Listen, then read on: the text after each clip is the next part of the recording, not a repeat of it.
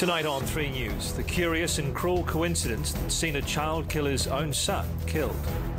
The Kiwi entertainer guilty of a sex attack, what the judge was willing to reveal and what he wouldn't. Why the Auditor General's decided to clear Bill English over the housing allowances. We're there as the Michael Jackson farewell shows kick off around the world. Yes, this is really it. And why a popular Australian biscuit has fired up claims its makers are being racist.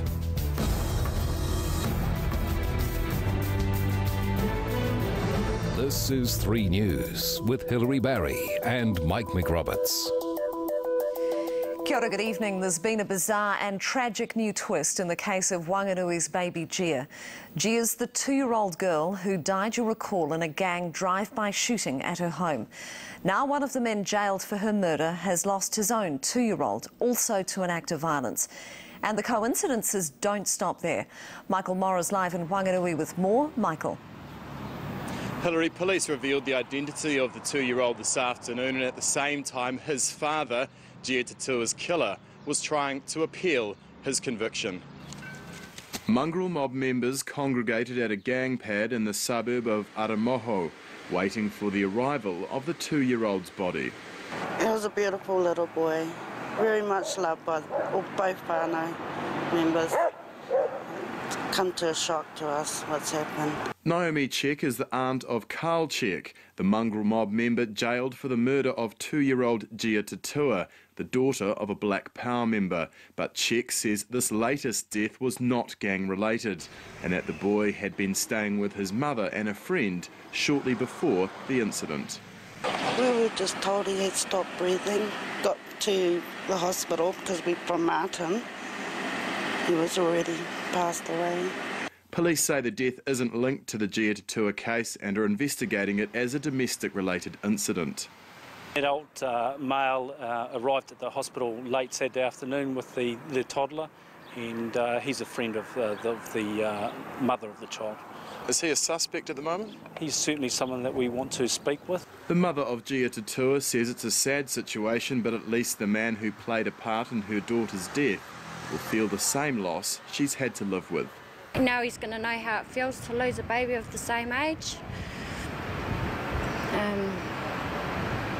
You know, you've spent 2 precious years with them. Ria Gardner says it's a sad indictment on the boy's caregivers.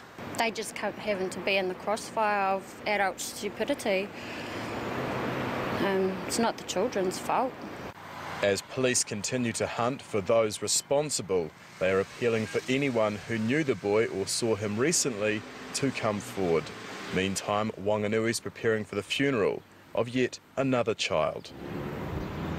And Hilary, Wanganui's Mayor Michael Laws says the boy's death has shocked and saddened the local community, but that this should come as a wake-up call to all of New Zealand. It should be a day of inestimable sadness for not just for Wanganui, but entire New Zealand. This is the 20th child murder since the passage of the anti-smacking bill. 20 children have been killed. And Hilary, family members of the toddler are gathering in Wanganui tonight ahead of a tangi tomorrow, which will be held at Rananapa on the outskirts of the city. Michael, thank you. A well-known entertainer appeared in the Auckland District Court today for sentencing after pleading guilty to a criminal charge. The man's identity remains suppressed, but late this afternoon the judge relaxed the rules, allowing us to report details of the case itself. Laura Turner joins us now from the court with those details. Laura.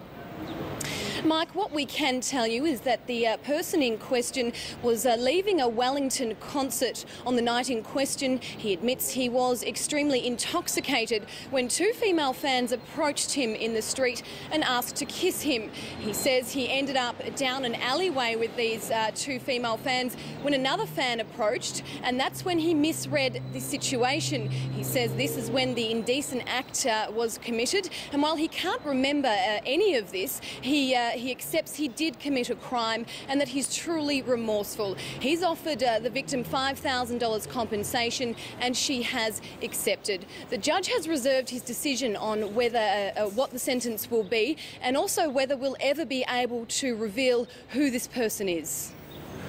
Laura, thank you.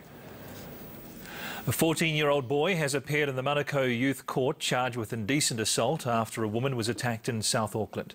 The incident is alleged to have happened while police were investigating 3 other sexual assaults in an alleyway in Mangere. They include the rape of an 8-year-old girl while she was walking home from school. The police say they're keeping an open mind about who carried out the earlier attacks and urge the public to avoid using the path or to walk in groups. The Auditor-General has cleared Finance Minister Bill English of any wrongdoing over issues with his ministerial housing allowance. He did, though, question English's trustee arrangements and whether he had no financial interest in his ministerial house, as he'd claimed. Scott Campbell's live with more. Scott.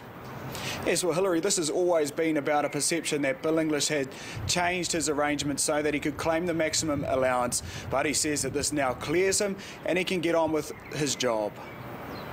He was smiling all the way to the bank this afternoon. Finance Minister Bill English relieved the Auditor-General won't be looking at issues around his ministerial housing allowances. The report shows that I was open about our family situation, that I took advice, that I followed that advice.